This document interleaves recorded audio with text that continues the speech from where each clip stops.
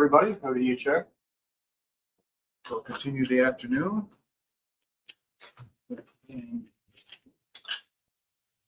Aging in AI. Great, thank you, Chair. And if I could just make a presenter so that we can.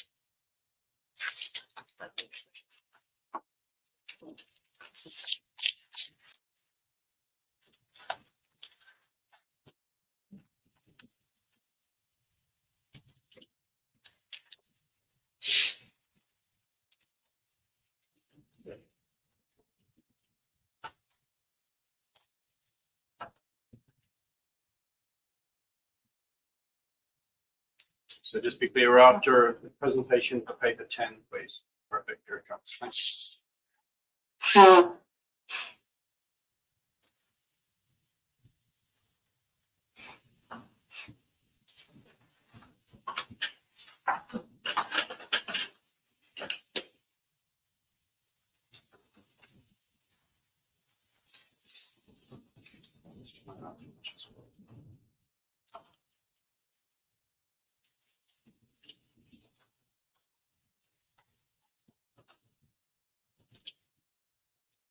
It's that big presentation. A long time to upload. A lot of data in it, a lot of dense plots in it. Great, thank you. So this presentation is an update on using artificial intelligence, AI, for supplementing Pacific halibut age determination from collected otoliths. So the purpose of this presentation, there's nothing new here. The goal of this presentation as a part of the agenda is to summarize the information available on the use of AI for determining the age of fish from images of collected otoliths, and to provide an update on the exploratory work of implementing an AI-based age determination for Pacific halibut specifically. And here, just a repetition from previous meetings. Why are we interested in AI framework? AI algorithms can be trained on a large data sets of otoliths images with known ages and can learn the patterns in those images. Once trained, the AI type of model can analyze new otolith images and predict the age of fish based on the identified patterns in that image. Using AI for age determination could improve consistency and replicability of age determination, and this way provide cost savings to the organization, providing at the same time reliable and consistent data for IPHC products and thus reliable data for management advice. But in this presentation, I will be really focusing on key progress items. And here, as a part of the work from the last meeting to this one, we did a couple of new things that I will be highlighting. So we tested various deep learning architectures to identify the optimal approach given the available otolith images. So this is more about the model structure that we're using.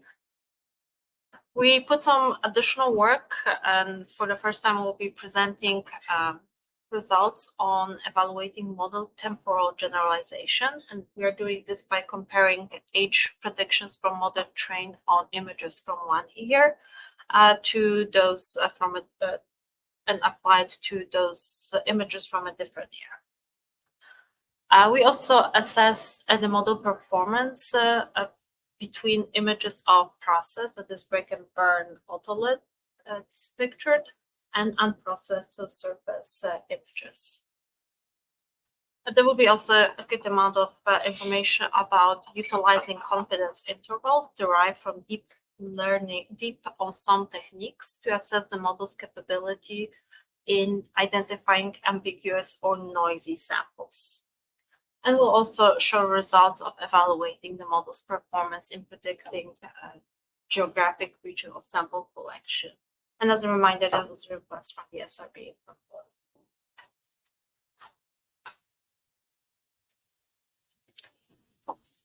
And a lot of the work that I'll be presenting today work on the confidence and intervals and fine-tuning that we'll be talking about in a moment. This is to really make sure that we have information necessary to apply this more of a circular framework that is ensuring that we are climate ready. And this is because the model, this type of model needs to capture temporal changes in the otoliths. And this is increasingly important as we face changing environmental conditions and climate change. Again, thinking about building reliable model that is robust to potential manifestation of changes driven by environmental conditions, how the otolith looks like.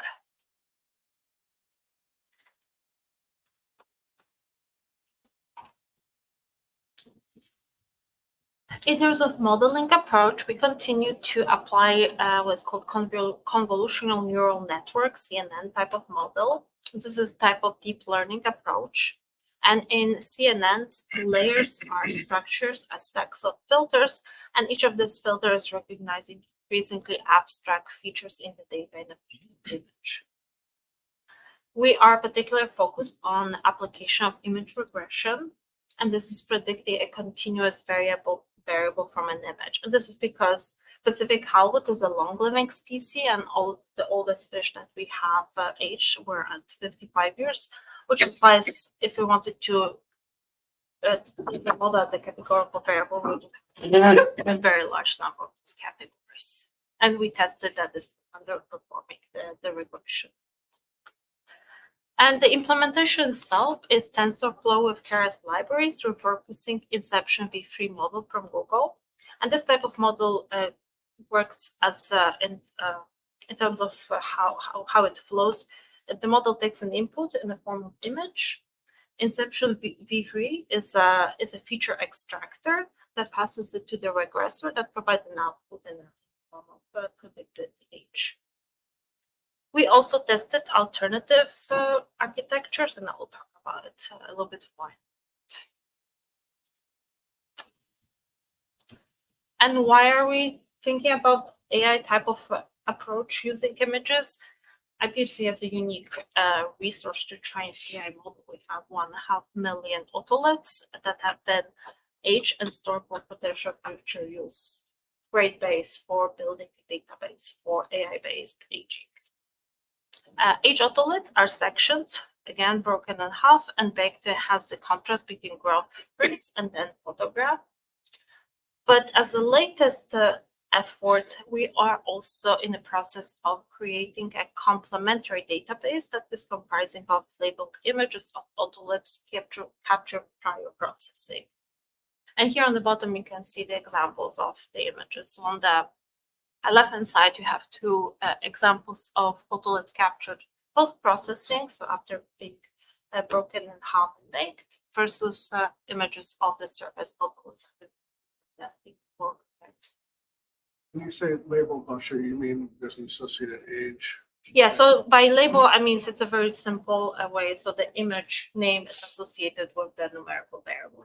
Not labeled as in Not here's an A. not in AI, what you would call that, it's annotation, when there are specific annotations, there are specific things added to the image itself for kind of guiding the process. We do use the kind of very simple type of aging using AI, where we only predict the age, the number, without specifically determining how the model should try to. No annotation.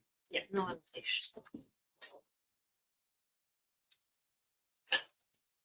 So first of all, in terms of updates, as a part of the trying to build the most robust and reliable model, we tried several modern CNN architectures, and we systematically evaluated these to identify the most suitable approach for aging Pacific halibut using otolith images. We tested models such as, for reference, the Inception v3 that was used earlier, but I also tried various variants of EfficientNet and CompNext models. However, interestingly, despite their advanced theoretical advantages, well, the literature says that the EfficientNet and CompNext should have better scalability, better computational efficiency, and deeper learning capabilities. Actually, those other models underperform relative to simpler architecture of Inception v3. And this suggests that more complex models struggled to extract meaningful age-related features from the images we had. And what I understand, this is likely because of a combination of limited training data and overfitting driven by model complexity. Simply, the complex model, we just don't have enough data for using just complex models. So the current approach, given current data limitations, a simpler structure of inception B3 provides more reliable and robust predictions. But I will note here that this, because of the current state of the data, this does not preclude that we might be reaching better results with those more advanced models as we increase the size of the training data. But moving forward for this presentation, I'm just using the Inception V3, so the simpler architecture.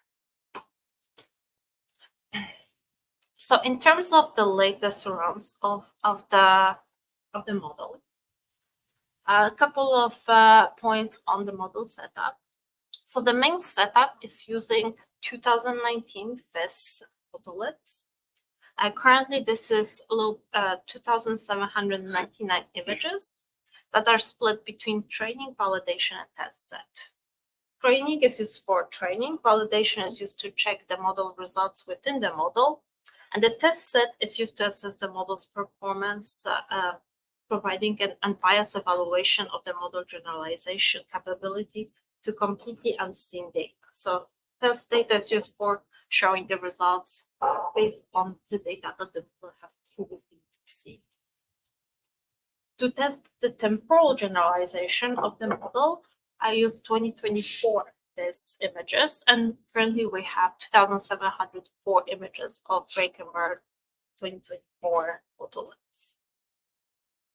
And for comparison, on top of that, I have also surface images. These were taken before the process of break and burn from 2024 FIS, and we have 5,557 images, and 2,696 have direct matches. So we have the pairs of pre and post processing. For the model setup, all the images are resized to 400 by 400 pixels. And this is driven by what the current models are able to analyze now. And we exclude broken autoliths for simpler application. The models are trained for maximum of 600 epochs. And for epochs, this is fancy way in AI to hold pretty much iterations. And the patience is 80. So if the model is not improving over 80 iterations, the model is. We apply learning rate of 0.002 with reduction triggered. The validation loss plateaued for over 40 epochs, and the batch size is 16. And what is new in comparison with our last meeting, we also applied a deep ensemble approach. And for that, the model is trained multiple times. In this case, I trained it 15 times, each time with a different random starting to verify how the model performs and how the models differ depending on what's your starting points for the way I use predictions. The same set of images. The same set of images. So deep ensemble is pretty much, you just change the seed variable. So the model, this model trained on average of 288 epochs, and again, this is 15 rounds, so I will be reporting on averages. And it achieved a normalized MSC of 0.0016 in the validation set, and pretty close to that 0.019 our MSC on the test set. And I know this is not telling you a lot, but I will be showing some more informative results. Moving forward. So the base results, here we have the comparison between manually derived age with the AI predicted age for the test set based on 2019 FIS. And in this case, we have the model that achieved RMSC of in the test set of 1.8 when calculated for rounded results. keep in mind, this is a regression, so we'll have the ages predictions coming as a real number. So we rerun them up to get the age category. And what does it translate to? On average, the ensemble correctly predicted age for 30.3% of individuals, with an additional 41.7% being within 1 year. And you can see it. So, and here in the plot, you can see that each point is a prediction comparison between manual predicted age and AI predicted age. And the gray line shows the gray dashed line is a human reader 95% confidence interval. What is that exactly? That's inter-reader uncertainty? Yeah. So yeah, it's based on the multiple reads when we have. So that was derived. You can give a little bit of a history of when exactly it was that. But this is the based on the multiple reads from manual aging. Multiple reads from different readers. But what is promising here when you look at the comparison of the age structure derived to manual versus AI, this is very closely reflecting the general population, at least for the composition of ages in the current test sample. So it might not get each one correctly right, but exactly right, but I guess the distribution. Yeah, the distribution, as you can see, it pretty well reflects that. And this is another way to show you the results of the model. So here you can see that the blue line is the average prediction for each age category, manually derived, and then the confidence interval. So, and here what I want just to highlight is that we do continue to have statistically significant bias at older age categories. But here, what is being very promising, we now see that statistically significant bias at age categories 21 plus. And last time I presented the same plot, we had that occurring already at 16 plus. So we do have some improvement.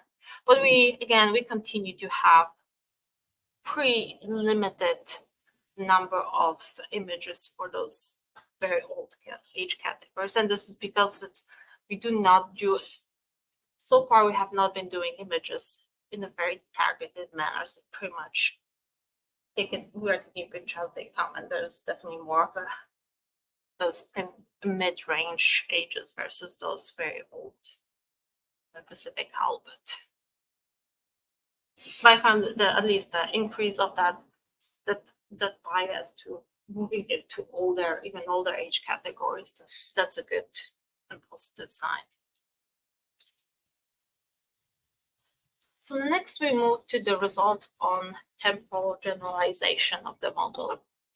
So in this case, the model was trained on 2019 visotolite images and was used to evaluate 2024 images to assess again the temporal generalization. And what's important to note here, the RMSE increase. So we have from simple prediction from using 2019 to predict images from 2024, the RMSE increased to 2.56. And this is representing 42% increase compared to within Europe predictions. And the prediction and the proportion of predictions within 1 year of manually assigned ages decreased by 16.7 percentage points. But here I would like you to focus on potential uses of deep consult and trying and using the individual autologous prediction confidence intervals. So here on the plot, you have proportion of ensemble predictions within 1 year of manual age as a function of cumulative share of the test sample ordered by prediction uncertainty. And prediction uncertainty is the standard deviation for each autologous prediction. And how you should read it, if you take 20% of what model designated as the most certain prediction, we're going to have over 80% of correctly, or over 80% of predictions within 1 year of manual predicted age. If we take all, that drops significantly and we'll have only 60% of the predictions within 1 year of manual age. And this gives us an opportunity for what we call fine tuning. Fine tuning is when we take just a subset of a new data and we retrain the older model. In this case, retrain the 2019 model on a small sample of a new data. So with this approach, we can significantly actually decrease the RMSE. And here you can see the comparison. If we take only 20% of randomly selected images from 2024, we train the 2019 model on that 20% of the 2024 images. What we're going to get is RMSE of 2.4. So you can see this is already improvement from the 2.56. But what we can also do, we can do targeted fine tuning and to retrain the 2019 model using subsample of 2024 autolets that the model deemed to be the most ambiguous. If we do that targeted fine tuning with 20% of the images, our RMSE drops to 2.50. So this gives really a way to kind of designate the autolets that are valid autolets for manual verification. So the model can, using this approach, we can come up with a set of autolets that the predictions are the most ambiguous and send them for in a targeted manner for manual aging. And if we fine-tune the model using those manually derived age, this way we can improve the overall results substantially. Does that ability go down as the original training set is larger? So this additional images you give it are a smaller fraction of the total training set? If I fine tune on a larger portion? No, if you've trained it on a larger portion and you do the fine tuning. I'm thinking like in a regression, if you gave it a few more points, but your original sample size was enormous, those few points are Not going to affect it that much. That's something that we would have to test, I think, empirically. I haven't, I could try like just decrease the sample and see how that would affect it. But on the top of my head, like if I was to make a kind of guess, I'm not sure which direction I should go. I guess it depends. I guess it largely depends on what samples were used in also in the original model. What's the distribution of those samples in terms of ages compared to the new models, new set of images that you want to predict? Because as we can see, we also have, it's very clear that the model has more trouble with older ages. This is the same, the manual aging. Yeah. But year is not part of the label given to the Not to the model. So this was purely based on, this is completely new set. If we had this 2024 and not aged, and we used the 2019 to predict those ages to see how it would perform if we just had like complete new set of autolets this year and we had no manual ages, like how well it would perform. I guess I'm just surprised that the performance declined so drastically different here. Were those images taken at the same time as the 2019?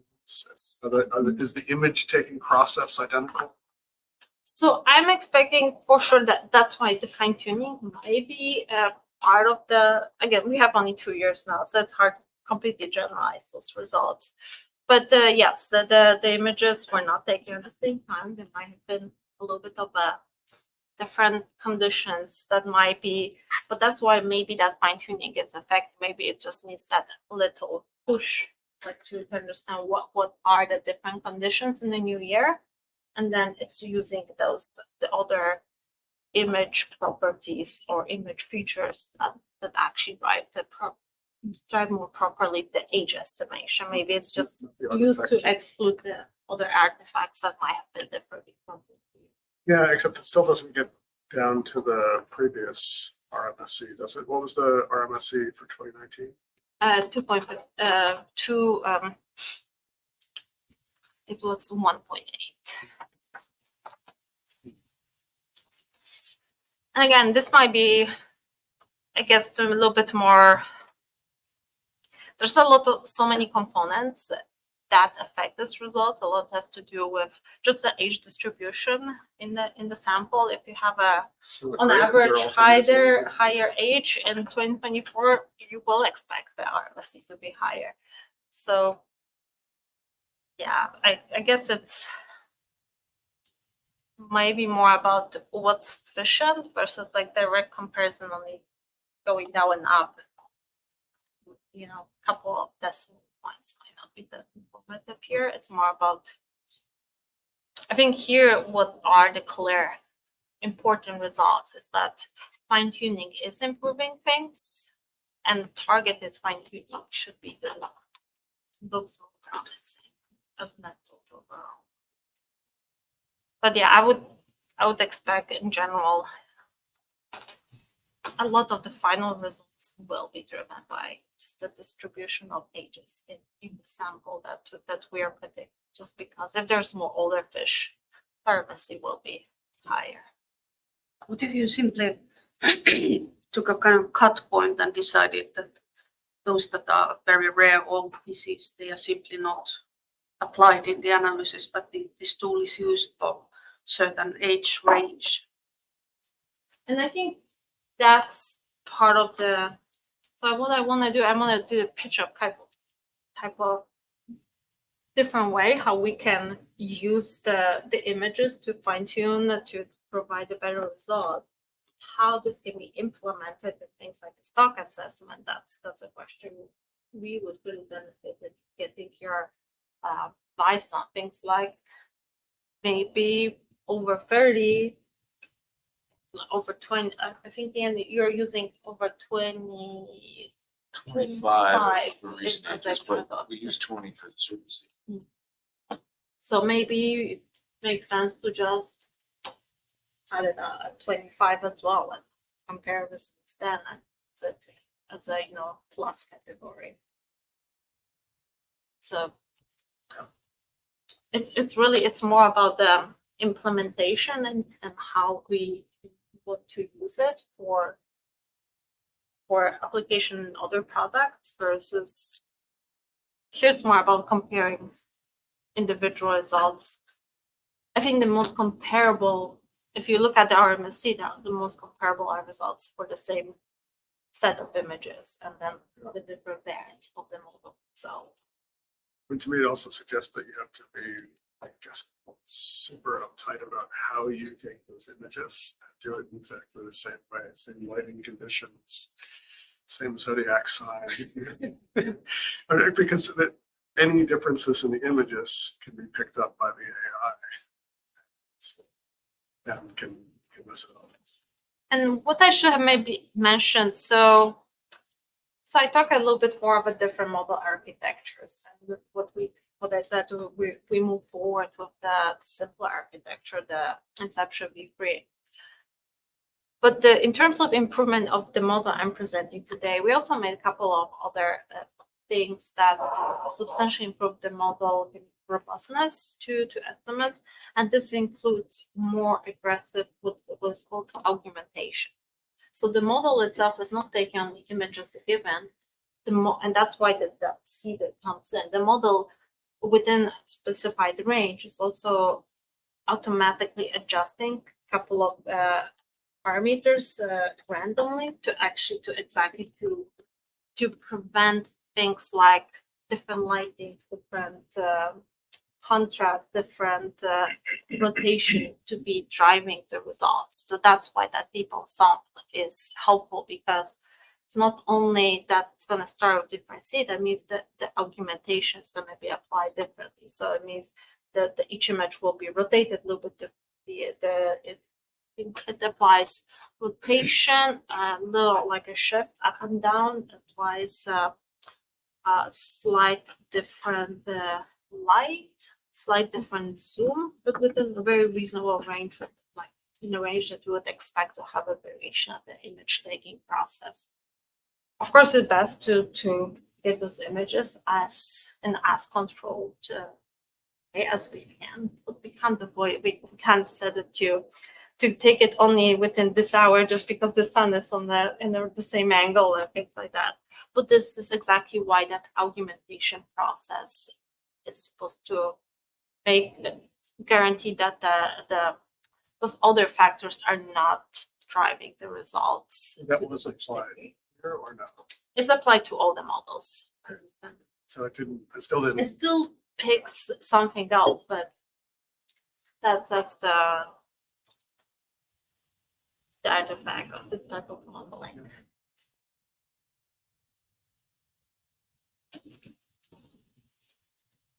What you're using for manual, those are regular manually aged. They're not actually known ages. Correct. So there might be also an error in the training data as a part of, we assume that ages are given. If you have recommendations how to account for that, we thought about a couple of things that we didn't test it out yet. Maybe just include the same image with multiple ages. If there was a difference for this from between readers for the same autolet. So to add that variation to give the model an option to kind of pick between the two available options for the autolets that showed differences in aging from manual process. But in general, at this time, pretty much those models that the manual age has derived it's given, and we use for this purpose we use what we call resolved age. So if there's a number of autolets are subject to still the second read, and the second read, if there's a difference, they look at it again and they forfeit resolve age based on additional verification process. So those are the best available estimates. Obviously, that might be part of a reason why we don't have very narrow intervals as a part of the prediction process, but You don't have any subset that's known age. well, it's very little. So we did the what's called the carbon type of aging. Let's just images that we would need for the number of autolets that we would for the type of model. Where here you're talking about we have thousands of pictures by now. It's still more complex models are not even the more complex models say like that was actually interesting as we move to very complex models, those models collapse to just the best prediction is average. So that's pretty much your because like they're too complex, they don't manage to provide the results. That's I why guess it's problematic because those that are aged by the eye, that also has the error, especially with the older individuals. And then training the model with the data that also contains an error process can kind of lead to wrong kind of training. So is there any way to choose those autolets that are like the best top notch for aging so that one can say that with high confidence that this age is the correct one? we can use the experience of ager versus I know, but I guess if we came up with a good method for that, that's definitely a research paper there. Well, no, I mean, Mhm. using that limited set of radiocarbon Mhm. verified autolus ages and say, essentially upweighting those, just like you would in a weighted regression, right? Where some points the line has to come close. Other points, we're not so certain about those points anyway, so don't. But then we are running into the temporal issue as well. Like we don't know if the time, how the way how the patterns that the model is using for aging has been changing over time. These would be old autolets. So So we would need to account for that, or probably would need to have another couple of thousand at least from the same period. So you could apply something like add more weight to autolysis that have been aged twice versus once. But that's yeah. If you have a good recommendation, let us know and we'll give it a try. So there's also going to be some difference in one of the challenges that age readers have, human age readers have is, if you catch a fish, say in March, and you catch a fish in September, they're both 6 years old, but one has 6 months more of otolith accretion to its otolith. They're both tagged as a 6-year-old, but they look pretty different that way. Which is partly going to go away as you get more and more 6-year-olds that have the broad variation of how much past 6 are they. But you're going to have some of that mixed into it as well. So that's part of this has not been applied yet, but what I'm thinking as a part of further research as well, what you can also do, you can use additional variables as a supplementary to that model.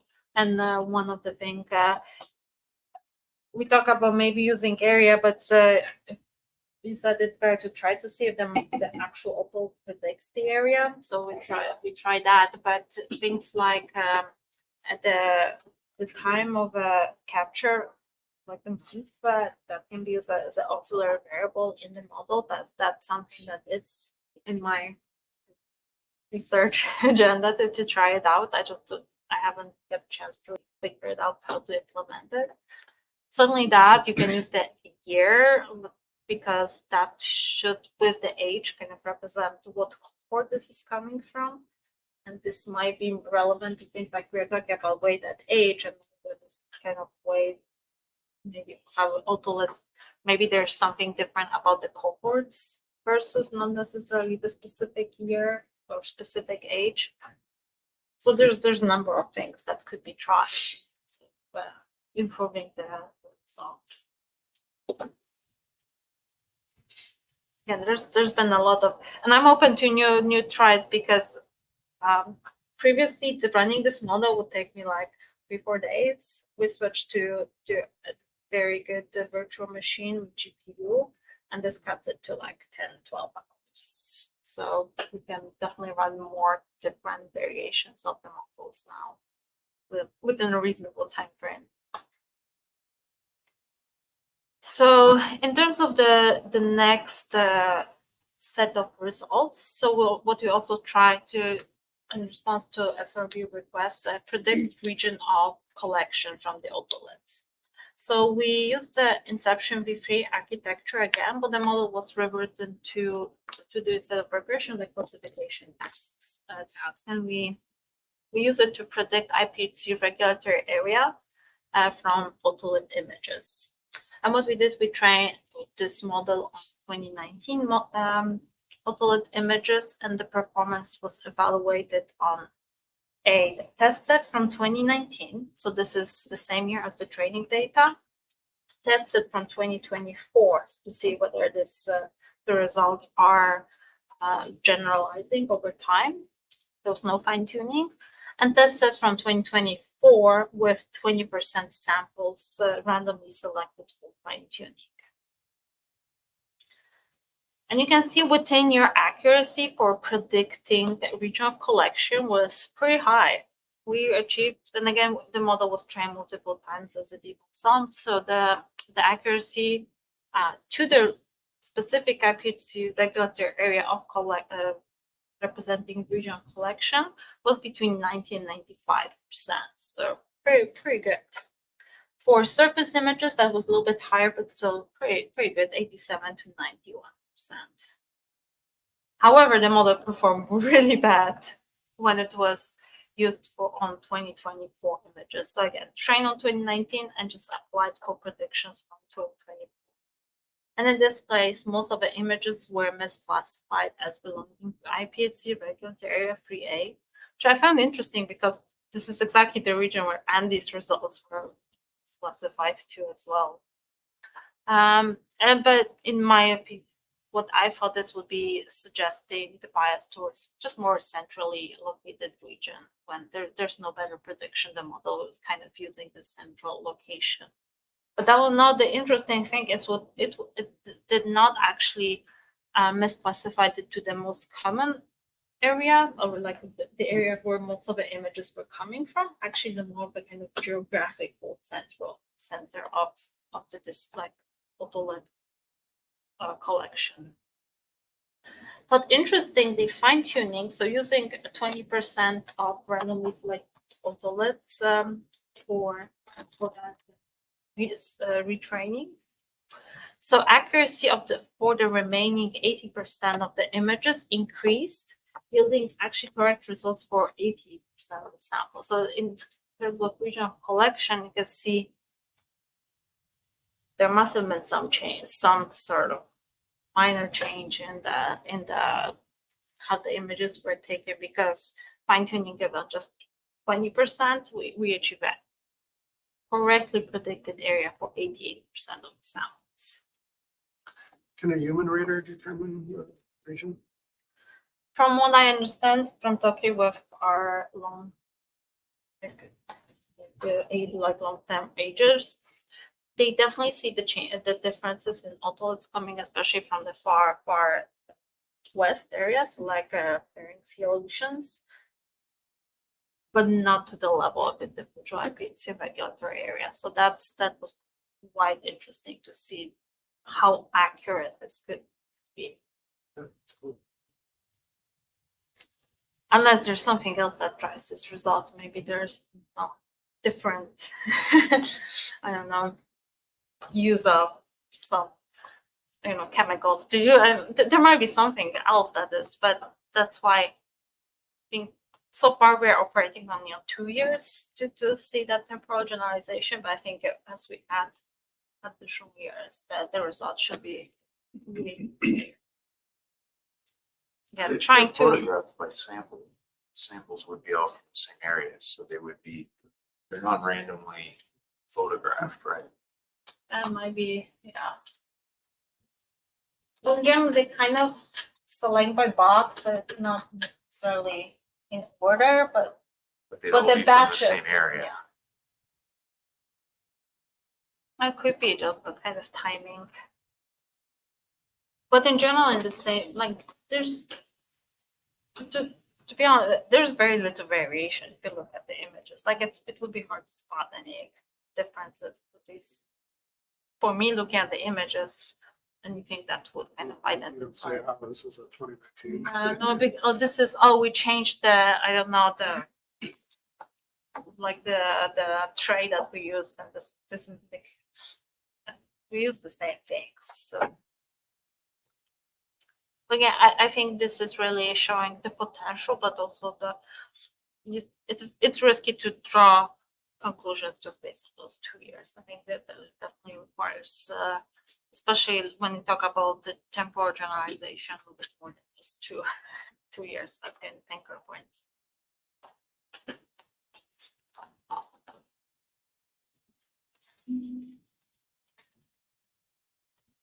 The other analysis that I have results for is the analysis that examined whether otoliths images captured prior to processing, so surface images, can be used to reliably predict fish age, and how model performance compares to the use of images of processed otoliths. So see whether the break and burn otoliths are better or not comparing to just the surface images. And for this particular analysis, we had 3 configurations that were compared. So what we have, what I call BB match, and this is the model that was trained using 2,696 section and baked otolith images collected during the 2024 PIS. And again, keep in mind this is limited analysis because we have only surface images.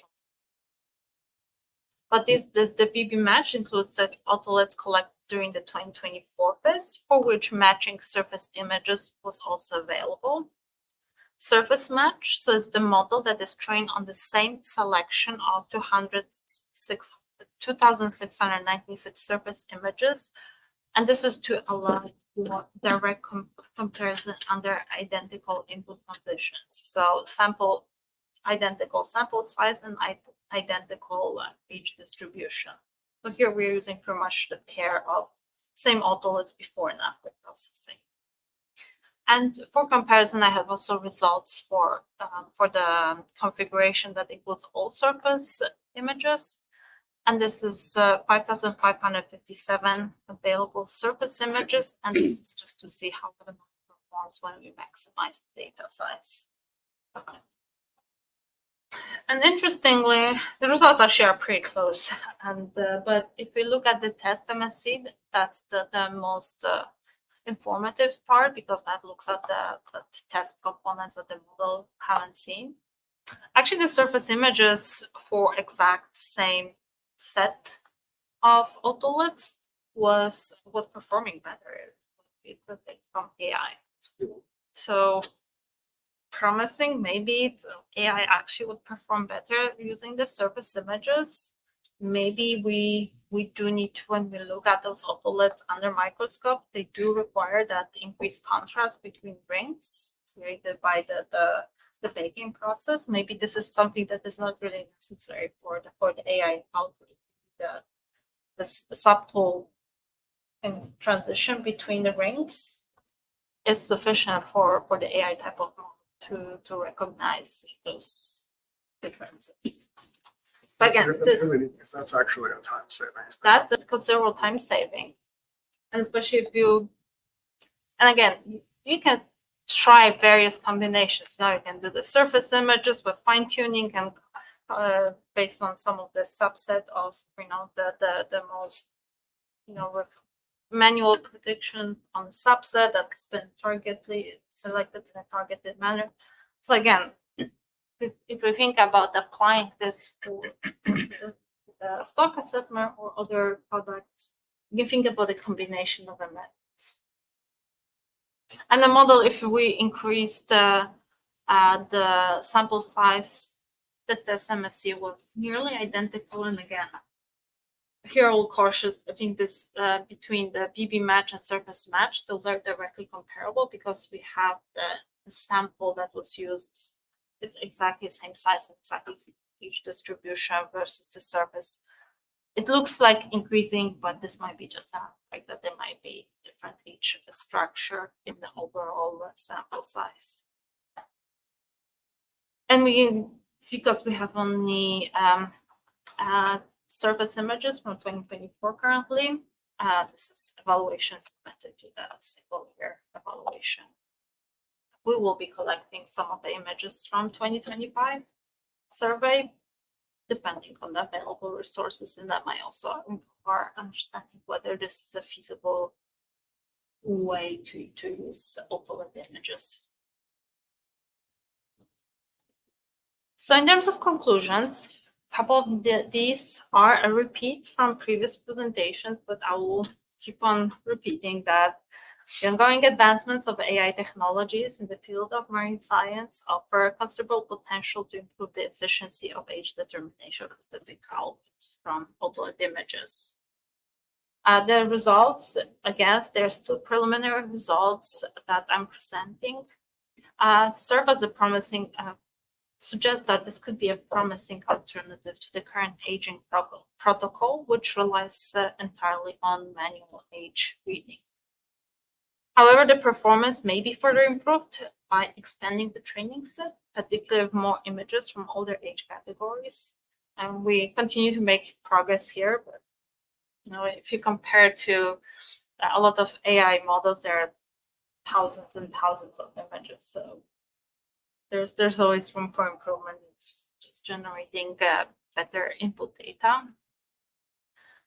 And here, just a note, the smaller data set currently favors simple model architectures, and there might be also room for improvement as we increase the data set. We also might be able to move to more complex architectures that might overall improve the results, but they are just simply not able to handle the current size of a data set. They're just, the complex model, they require more training data in order to provide the reliable results. I hope for this presentation, I also demonstrated the practical value of deep on sum framework. This provides us per sample uncertainty estimates that help identify potentially unreliable predictions, allowing us to also designate a subset for expert review in a targeted manner. Does that help you identify outliers in the cross-validation? Yeah, so what we did, what I tried when I talk about targeted fine tuning, I'm looking for the autolets that showed the highest confidence interval, and I'm using the predicted ages for these for fine tuning. So instead of just randomly selecting, I take those that the model was least certain about. I guess what I'm asking is ones that the model is least certain about. Are those the ones that are the outliers in the cross validation? So, back to that cross validation plot where it sort of levels off. Can you? So this is output identify which ones are contributing to that. So this is pretty much this figure. So it shows that if you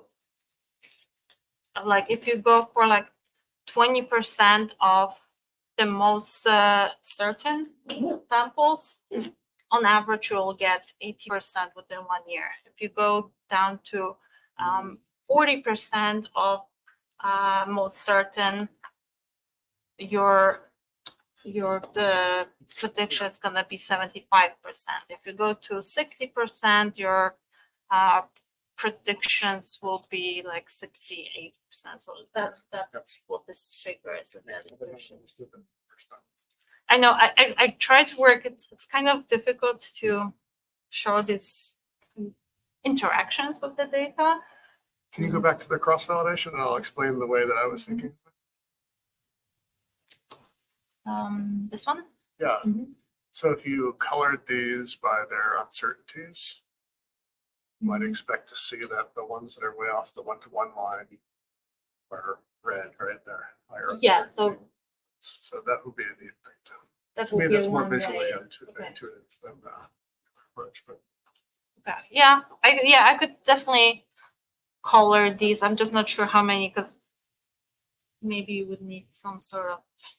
There'll be a lot of different colors so and overlapping because you would still have the differences there. But if you look on average, yes, those further away from 1-to-1 line would be the other figure showed that they would be coming up with the higher or wider confidence intervals. You just have a small sample size effect on small ages that seems to not be able to estimate anything younger than 7. yeah, that's what the next figure shows, right? Yeah. Yeah, this one, right? Yes. Yeah, if you can see, pretty much 7. There's pretty much 5 and 6. They're almost very little. So you can see the majority of the current sample that's used is between age 7 and like 18. So it looks like you can get to be unbiased if you've got 50 or more images in the test set. And then once you get down into a really low number of images, your bias creeps in. Yeah, and that's what we kind of see for this figure. So it's interesting because when you think about so it's easy to say, let's just take a targeted 100 picture for 5 and 6. It's just very difficult because it's once you find the right box of those images, once you open that box and figure out, you might as well just take the pictures of whole box. So it's like the process itself is it's not as easy to implement, just like very targeted. Oh, we're just gonna take all pictures of all the 5-year-olds.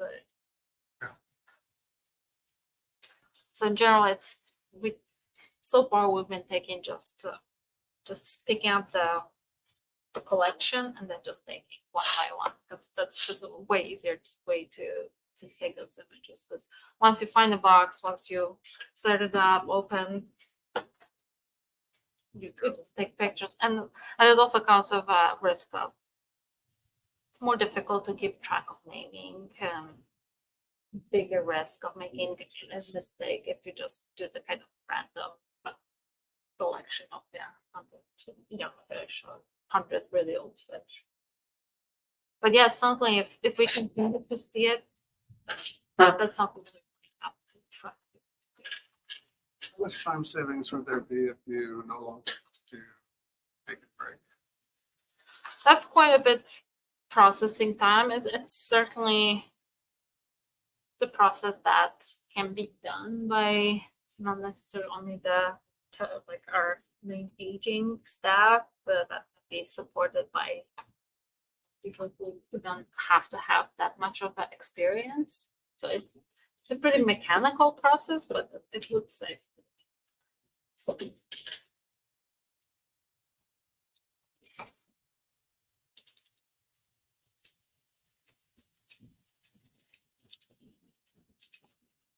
So yeah, so just to wrap up, as I said, fine-tuning offers an effective strategy for adapting models to new data, including better temporal generalization.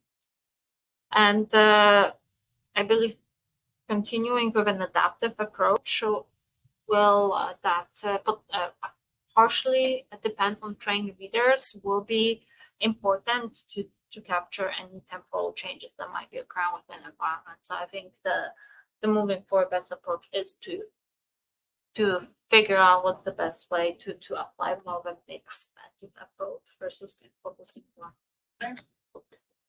And at the same time, I will repeat over and over, AI is evolving rapidly and adapting to new developments may further improve the results, even without changes to the data. There's a sheer amount of improvement in the models that are available might give us better results over time. Although there are caveats, as you can see. Sometimes going for the fanciest solution, the best way, they might just not be compatible with the data user. So that's it. I'm happy to take any further questions or discussion. Do you know if anybody else is doing something similar with some other species? So in the general approach is based on the model that has been developed by the group based in Greece. And they've been Greenland halibut, red mullet, and they've been using similar approach to salmon, but for salmon they've been using scales. Similar approach has been used by NOAA fisheries, but not using direct images, but using the spectra from the different I've seen some research done. If you take a CT scan of the otolith instead, that's improving the results considerably because then you have, instead of the flat image, you have a 3D scan of additional information. So there's certainly a little bit of towards the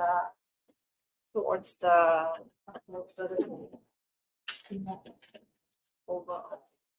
So there are a couple of things. I have, like, if you look at the paper, there are a couple of citations that look at the results achieved for other species.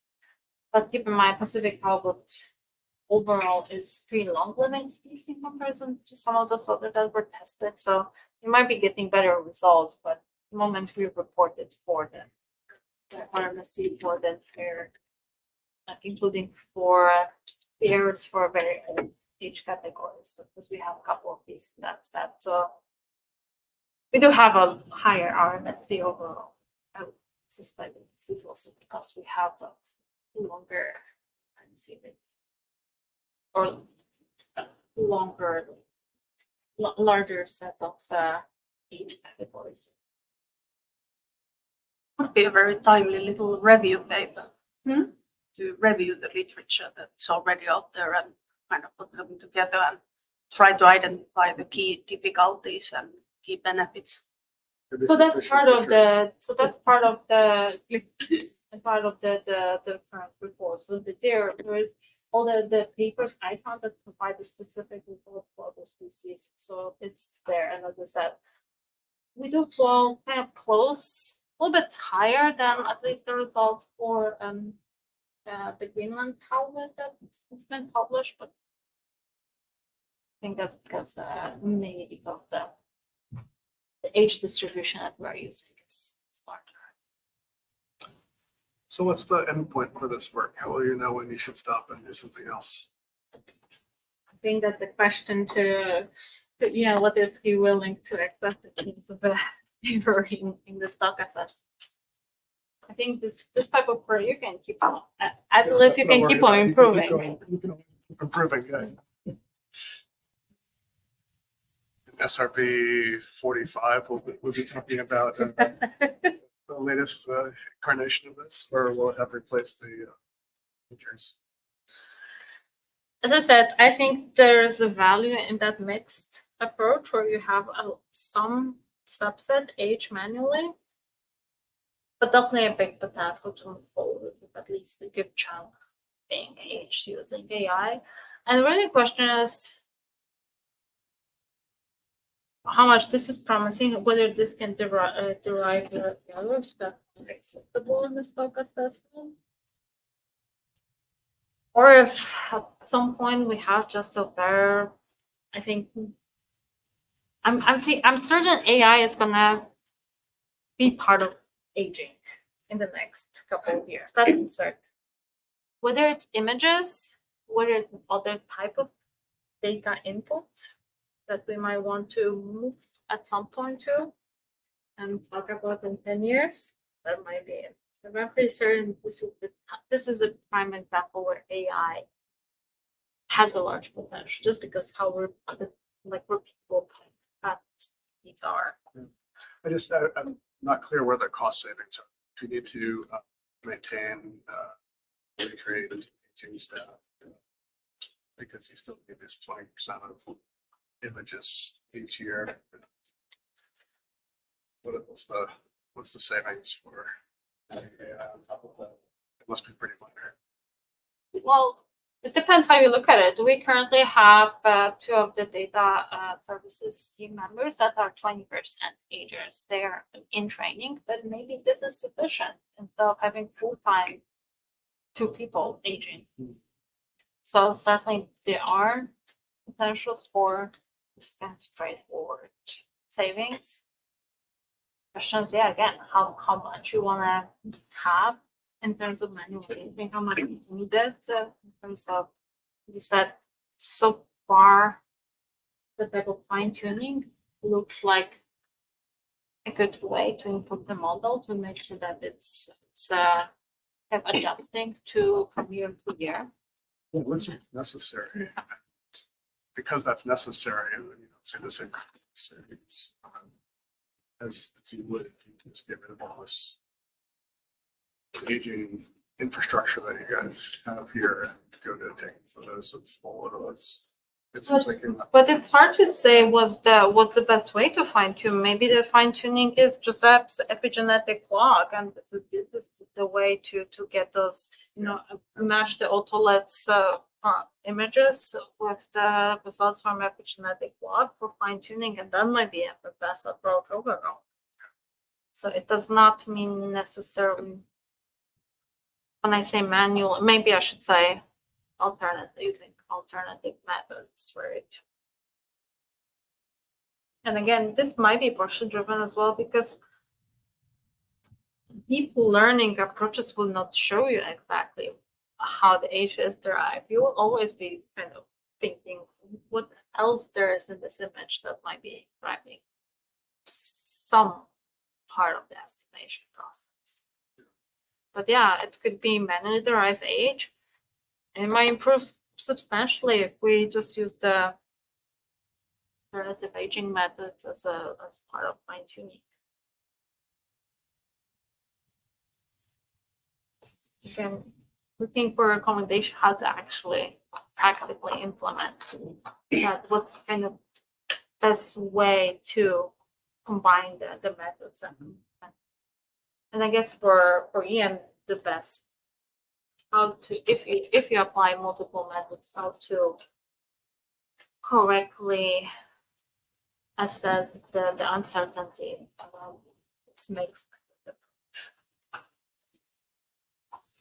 Yeah, I was gonna ask how you're mixing these things. How are you gonna put it in the assessment? Independent data sources. Can we blend them? Then how do you do that? I think you'd have a new method. And we'll define that method as either just AI or an AI with some fraction test set. And would have a comparison data set, which is the break and bake probably. And I would, just as I do for surface versus break and bake, I would estimate a precision and bias matrix. Use that.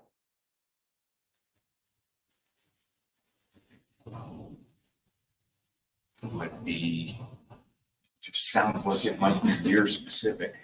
So we have a new one every year, which is technically not a problem, but we'll just do the idea. Other assessments have annual aging and precision. It's not a showstopper. It's going to be, I think we're going to run into some of the same conceptual questions we have for survey design, which is it's really not the variance that kills you. It's the unknown bias. So if the ages are a little bit less precise, they'll work fine in the assessment because we're just trying to get an age composition, average weighted age. But if there's something like if the method has different performance in different years, that's creating a small but unknown bias in the average age or the peak of a cohort. We won't probably detect that until we have multiple years of data to be able to see whether cohorts are lining up on diagonals the way they should, the way they do with break and bake. So it's going to be a challenge just to understand, not to use it, but to understand whether what we have are having gained by adding it to this system. Is anybody doing any sort of financial cost benefit analysis? it's very difficult to kind of do financial analysis because I think the majority of the saving here is just the training required to get manual derived ages that are accurate. I would not put a dollar value on Joan's ability to age through her experience for like nearly 40 years at the IPHC. What's the dollar value of that? And I think there's also a hidden benefit as well as just bringing AI into the workplace and utilizing team members, seeing that there are ways we can start to incorporate it into various projects and potentially other areas. So it's getting that AI conversation going as well. And so that might not be the case down the track when we are just looking at specific projects. But at the moment, I think the impact and the benefits are much broader than one project. It all seems reasonable. I'm just trying to push you to think about that as well. Because I've gone through enough iterations of shiny new technologies that are exciting, and then you're like, gosh, what exactly does this do better or cheaper than we have already? And the answer is often nothing, actually, but it's a cool way of doing it. I mean, drones are the great example for my research. Like I've used them in research before, and it's like, oh, that's cool. It's not actually any cheaper or easier than what we were doing before. At the end of the day, it's still worth checking out and finding out if there is a niche for it. And like you say, developing that expertise is useful. But be skeptical of it, I guess is my and think about whether there's actually cost savings of some sort or improved accuracy or some sort of concrete benefit to it other than just the coolness of using AI. Well, but it's certainly one of the IPHC activities that is very labor intensive. I'm trying to see the kind of ways how we can develop methods that can actually make it efficient. But yeah, I agree that look at how much time we need to spend on trying to figure out whether it's possible to implement. Maybe we spend more on just kind of running the analysis if you think about the FD time type of thing. But yeah, just thinking as a long term, what are the alternatives, how we can make things efficient. There are a couple of other benefits. I know that taking images already proven very helpful if photos get misplaced, because now they have a reference database to fix the misplaced photolysis themselves. So there are a couple of other this can be provide additional benefits for. Yeah, I mean, I guess the other benefit is that it allows you to greatly increase your sample size of age length data, particularly because the weighted age changes are such a crucial part of productivity change. Understanding that I require more data. That and again, and the results. There might be other things that those images help us look into. At some point we can look at the weighted age might be something that is somehow manifested for us. I mean, like just creating the database that is available. There might be additional questions that can be useful. The same way how IPHC started collecting those, storing those photolyths in the 1920s. That's 1.5 million. This is all the time saying for the future use and potential future use. So.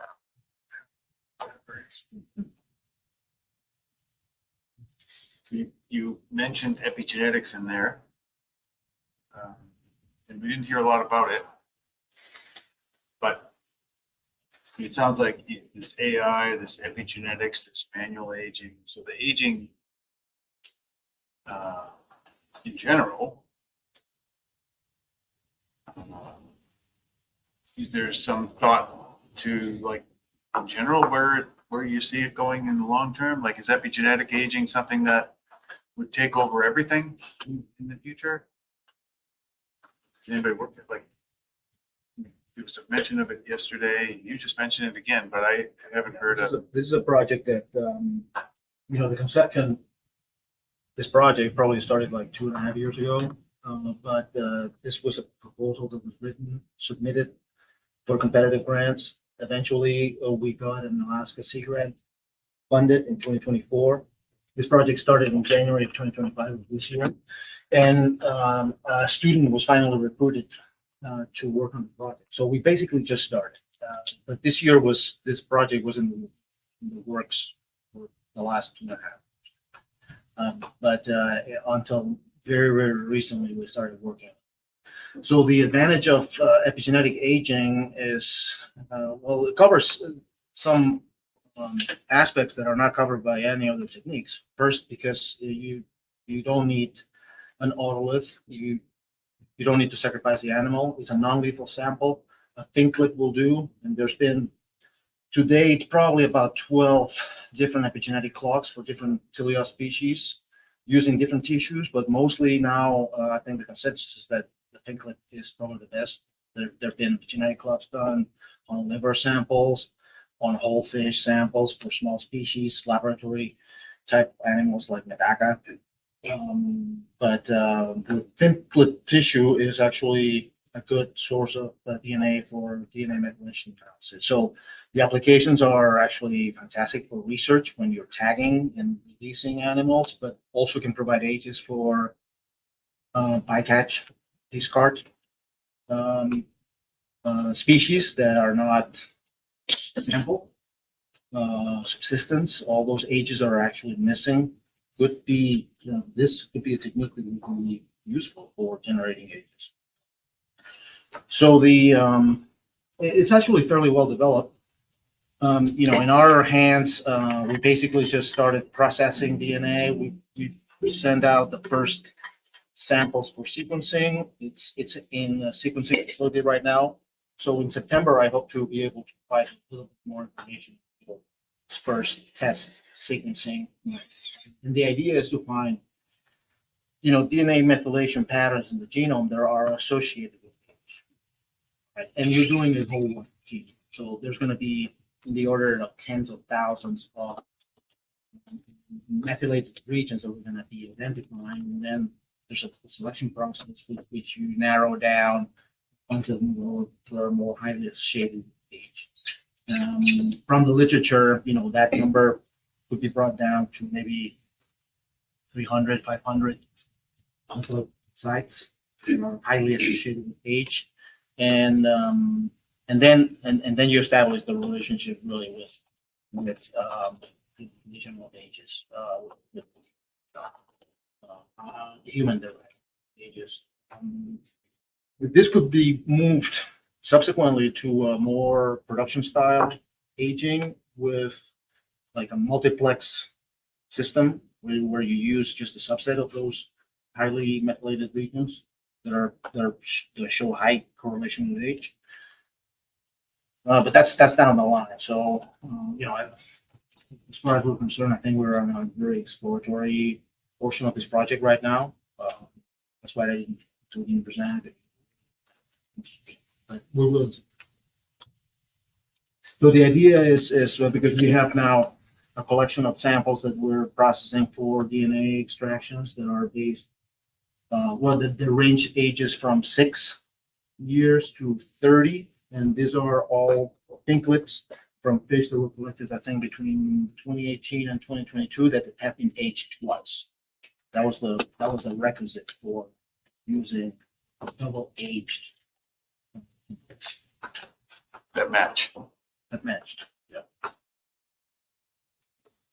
Well, the second aging, you still see the first, like if there is a difference, then you look at it, my understanding, to get the result age. So just a little bit more. It's not, besides for that analysis, then try to derive confidence intervals.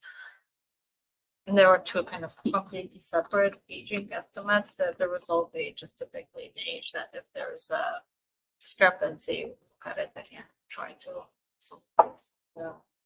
Just more in depth, considering the like. So obviously, this is a biological technique. Another advantage is that you're actually doing something about the aging process. There may be situations in which the senescence process is different.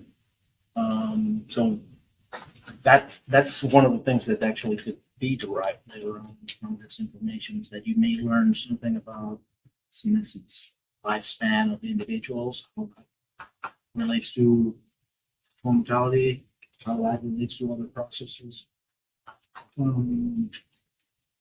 I was So just it's thinking about the senescence as well. I'm sorry? I was just thinking about the senescence as well. Because if one gets into the good age data, then you learn so much more about what is happening, why we are lacking the old fish. Do they die just because of senescence, or are they caught earlier? Like, what is the process? Yeah, one might think also, thinking about maturity and skip spawning, whether those females are actually not producing viable eggs because of a senescence related process, or whether it's environmental or efficiency.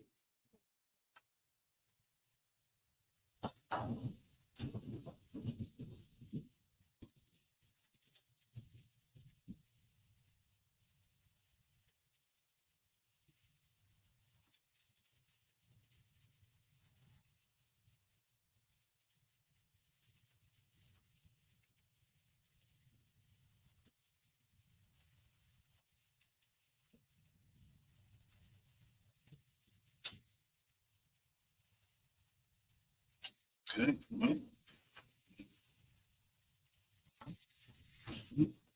Thank you. Nice. Just we do, Chair, as we close out the live meeting and then move to that sort of general discussion session that you had last year as well.